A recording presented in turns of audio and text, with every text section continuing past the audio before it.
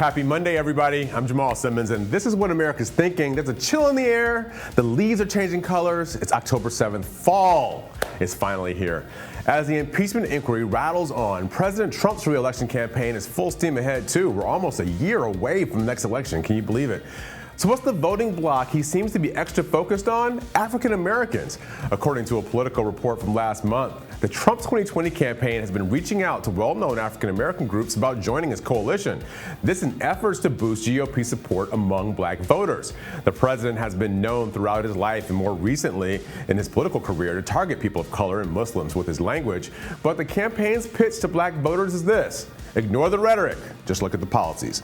And just this past weekend, hundreds of young black conservatives gathered in Washington for the second annual Black Leadership Summit put on by Turning Point USA. You know, Candace Owens.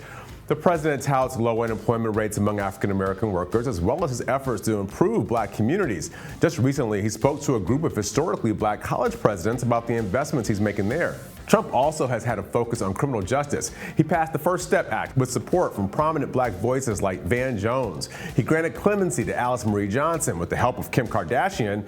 And then he went to bat for A$AP Rocky in Sweden. So we wanted to know, what are Donald Trump's general election chances with black voters? Here's what our Hill Harris X poll found out.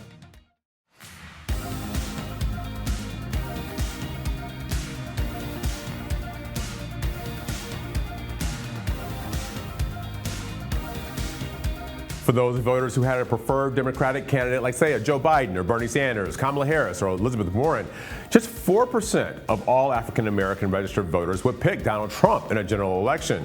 Out of the people who said they did not have a preferred candidate for the Democratic nomination, just 15% said they'd choose Trump in the general. But remember, the sample size there is much smaller.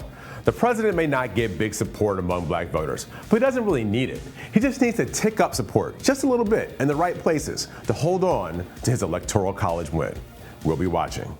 Thanks for watching What America's Thinking. As always, you can catch more great content from Hill TV by subscribing to the Hill's YouTube channel. Just click the bell so you know when new videos get posted.